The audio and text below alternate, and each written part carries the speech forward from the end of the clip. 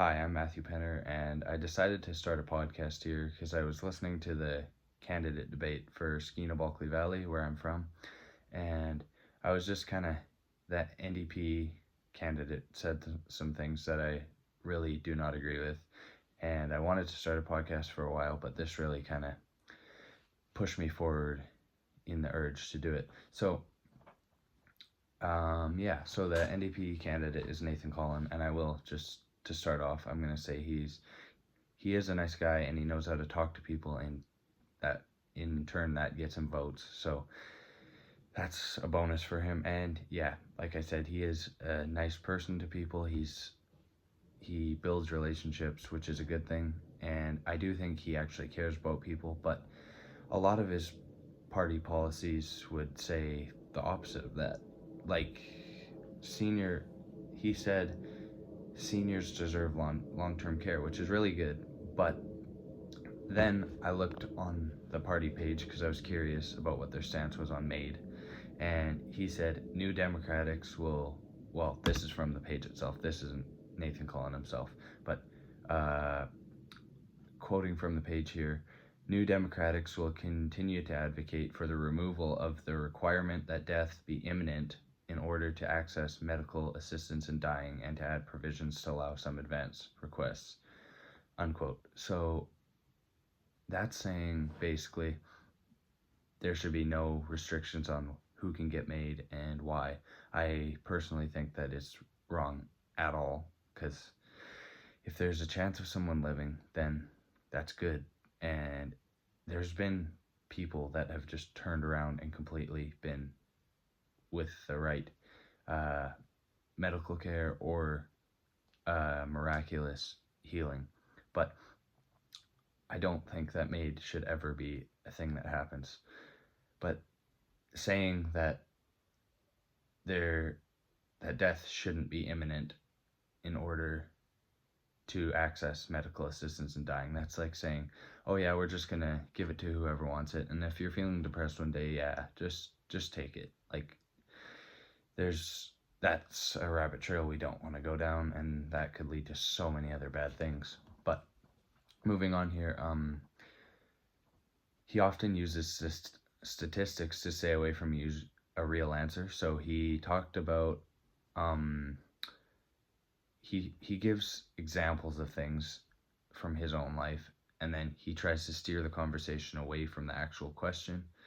And I don't really like when, like, all politicians do it as a strategy, but I think that should be a thing that isn't actually done in politics, because yeah, nobody's gonna vote for you if they hear you go starts talking about random stuff that doesn't have, that's connected maybe, but that isn't answering the question. Or just say I don't know. That would be a reasonable answer. But anyway, so he was talking about another thing here, carbon emissions, which personally I don't think it actually has a huge effect on the environment.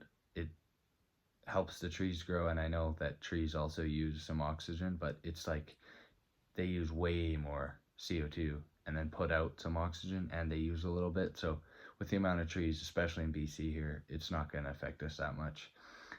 And at some point, the world isn't going to be here, and that's the way it is. Like, I'm not saying, I do think we need to take care of it and do our best to, but that doesn't mean worrying about cows farting or driving vehicles around.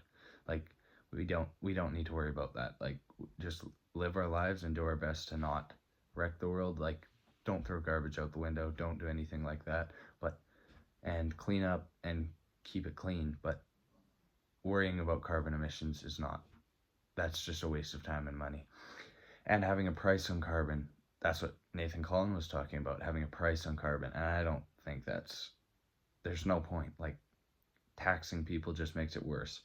Like, okay, so you want people to have to pay more to drive their car. Well, they're just going to be more mad at you, and they don't want to vote for you if you're making carbon more expensive.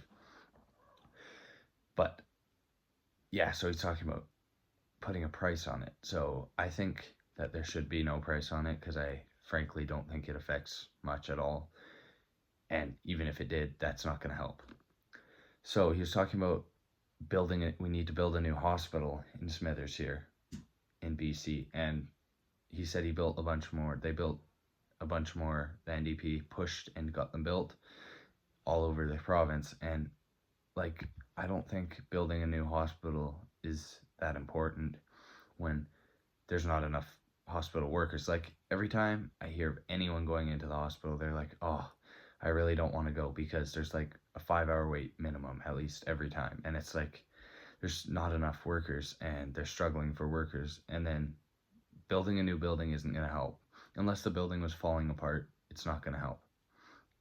So I think our building's pretty decent, and I could be wrong, but I think it's not a bad building. And another option, instead of building a new building, get more supplies, get more, like, get IVs, get all the supplies they need, scalpels, whatever, stitches, anything, and get more people in there. Give incentive for people to go in there instead of putting money towards the actual hospital building.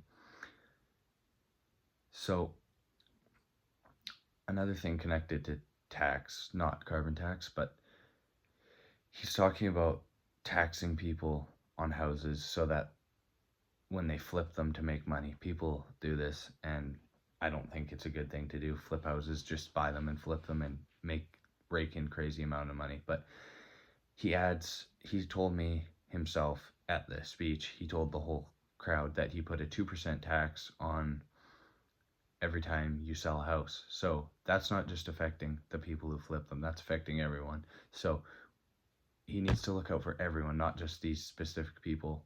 And maybe they have to be dealt with in a different way than everyone else. But making one big rule for everyone, saying, oh yeah, 2% more tax. Everyone's already struggling enough. We don't need more tax.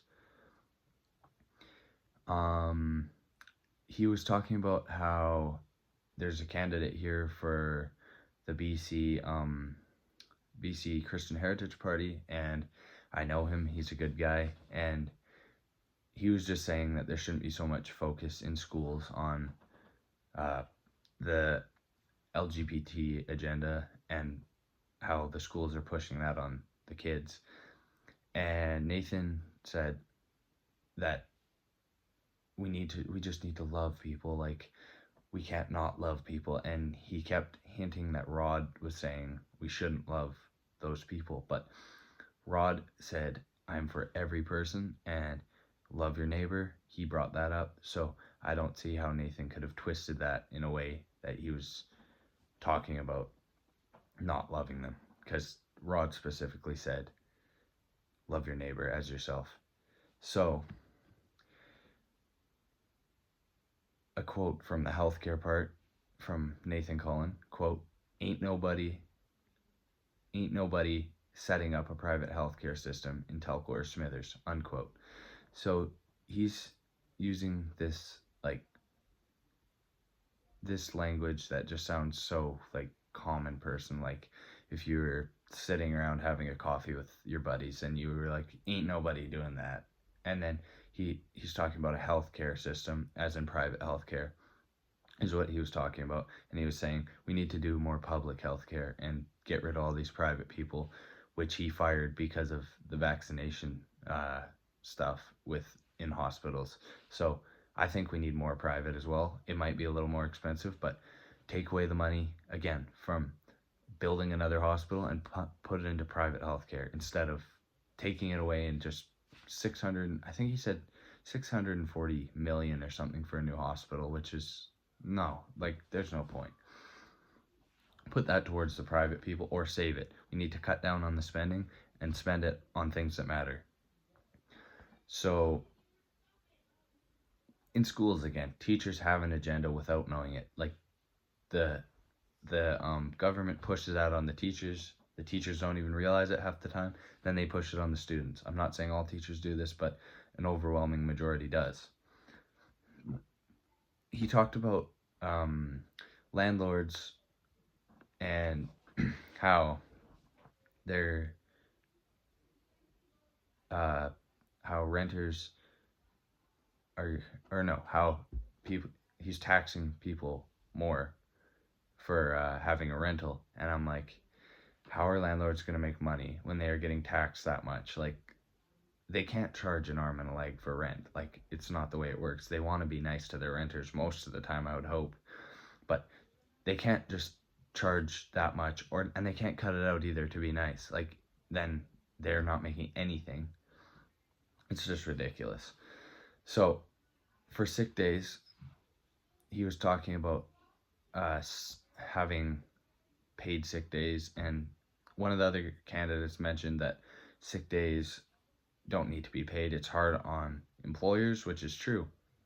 We don't need paid sick days. Like, if you're sick enough that you actually need to stay home from work, I think that's actually a thing that employees do. They just go home because, oh, it's a paid sick day. But I think if you're actually sick enough that you can't go to work, just go home, take a day off. Unless you're like terminally ill or something, go home, take a day off, and literally don't get paid for it though. Like, you don't need to get paid to sit at home because you're sick. Like, it's not the way things should work. You shouldn't get paid for that. Employers get a lot of money taken off because of that. It's ridiculous.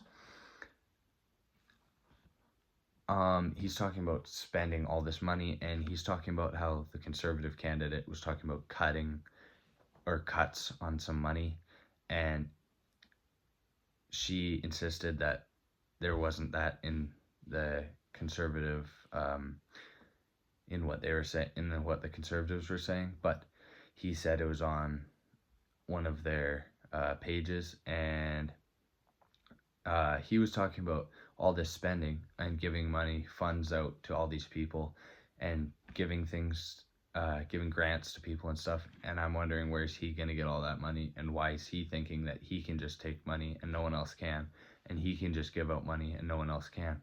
So I think the whole point here is just that he's looking at it the wrong way. He's looking at it from the point of, oh, we got to help all these minority groups. And I think we need to look out for everyone as a whole, not the minority groups. Like, I'm not saying that they don't matter in the slightest, and they should be helped, but focusing completely on the minorities and not looking at the big picture is not the way to do it. Like, if you look at even the homelessness problem, like, if you're gonna just pour money into that and try and help with that, and then not look at any other problems with say potholes, which that's not happening, but if that was happening, that's kind of the idea of the NDP. Like, oh, we're going to focus on the small group and the big group has to suffer because they're better off, and we need to bring the minority up to the average, and bring the people who are above down. So they're basically pushing socialism, which is not the way we should have it in a democracy.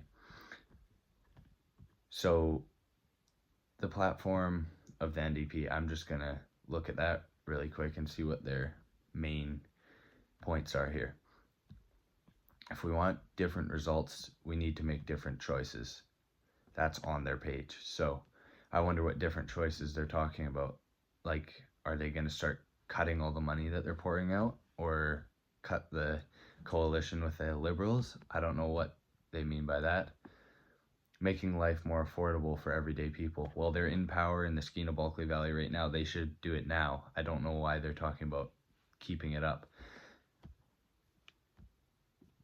This is the Canadian page. So the Canadian as a whole, like the federal conservative, or no, not federal conservatives, federal NDP and the federal conservatives, there's federal, there's a bunch of different federals. That's a whole different thing.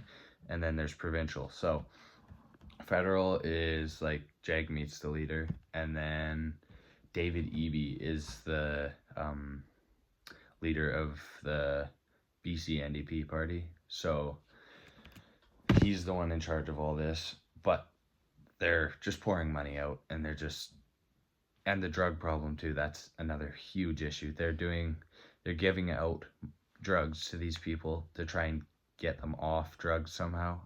I know there's a rehabilitation process, but that should be taking them off the streets, not just letting them come into the drugstores and getting their illegal drugs, which I guess are now legal.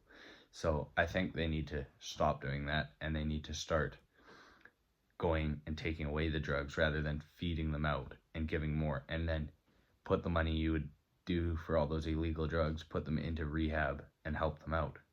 Like, build more rehabilitation centers all over. That's what we need, not more drugs. So yeah, the whole point is cut the spending, spend where important, and focus on the group as a whole. And we don't need all these programs. We don't need all these programs for every little thing. It doesn't matter. Like, if people are serious about life, they don't need a program for this, a program for that, like, and paid sick days. Like, get together and figure your stuff out. Like, just life's work and relationships. That's pretty much it. So I think if you have a strong relationship with God first, and your family and everyone under that, and all your friends, that's where you have to start. So you have to, and don't look at one people group as the leader. Don't look at one people group as above the others because they were oppressed in the past. Like with the First Nations groups, there was a question to Nathan Cullen that said, the question was to Rod Taylor, the leader of the Christian Heritage Party of BC, and the question was, how are you going to integrate more Aboriginal culture into public school systems? And Rod said, I think we need more history itself, like all of history, and not just First Nations history, which is very true. We need to have all the history, and we need to look at the history of our country and focus on all of it, not just First Nations culture, because it's important, but all of it's important. So we need to look at the whole thing.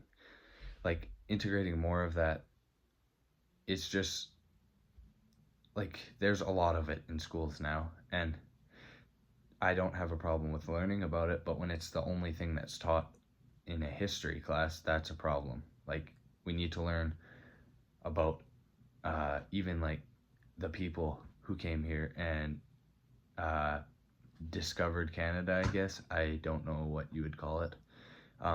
They settled here, Christopher Columbus and all of them, and everyone's calling him a racist and a bigot now and everything, and it's crazy. Like, I understand that wrongs were done, but you know how many other places have been taken over and wrongs have been done to them too?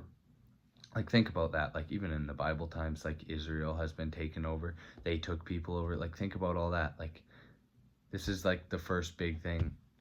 And even like Africa and stuff, where everything's been talked about, like, oh, now they're the only two marginalized groups and stuff, and it's ridiculous. Like, we don't need to focus so much on that. Let's look at everyone the same, and let's treat everyone with the same respect, dignity, and let's treat everyone like fellow human beings, instead of saying, oh, you're a racist, or oh, you're less than me, or we need to treat this group better because they've been marginalized in the past, and treat the other groups worse because they were not. They were the oppressor. So we need to look at everything in a way of a loving, respectful way, instead of saying, oh, we're going to look down on people and look up to other people. Like, that's part of another strategy for getting votes. You talk to a certain group and say, oh yeah, we're totally on your side. We want your vote. We're going to do everything in your favor. And sometimes that even happens just so they can keep the vote. And I think we need to be for it. A leader needs to be for the people instead of just for one singular people group that lives in the area. Like, everyone that lives here, it's not like all of a sudden it's just going to go back to the way it was before white settlers came. It's impossible. I don't know where I even came from Europe, and I'm sure 90% of the people here who are white don't. And think about how much stuff has changed since then. Like, all the houses here, those would have to be demolished. They would have to be burned or taken somewhere to get disposed of, and that's not going to happen either. So we need to come up with a solution where we can actually talk about it and figure it out, and not just go over the same things over and over and over. And we need to just figure it out and get it settled so that we can not close the issue, but so we can have forgiveness on both sides. That's all I'm saying about that. Like, we just need to forgive each other. Like, both sides not forgiving. That's what we need to be doing. Forgive.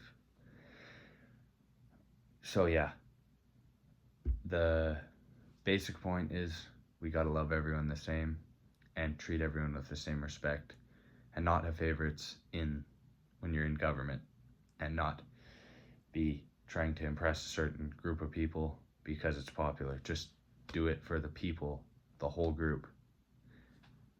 Yeah, so that is all for this first podcast. I hope you enjoyed it, and I'm going to try and keep doing this, but I don't have a ton of time, but I will do my best to make more in the future and make more content. So yeah, thanks for joining me, and I will be back soon.